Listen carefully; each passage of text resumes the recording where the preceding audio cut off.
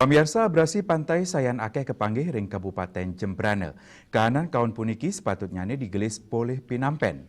Ngenenen indik anggarannya taler sampun kausulang ke pemerintah pusat.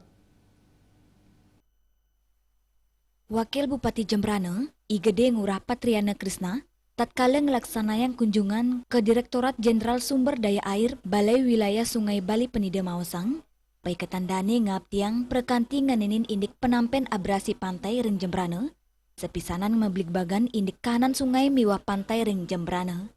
Perkanti itu ucap kelaksanayang untuk ngeruru informasi saking Balai Wilayah Sungai Bali Penida, sile tunggilnya nganinin indik penanganan abrasi ring Jembrane.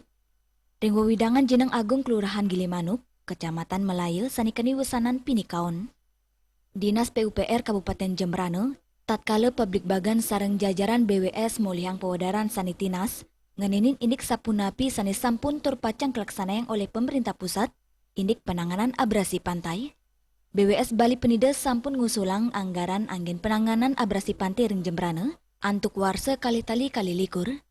Nenten wantah kanan abrasi pantai Jembrane kemanten, rumah taler pesisi sanewentan dan Kabupaten Tabanan.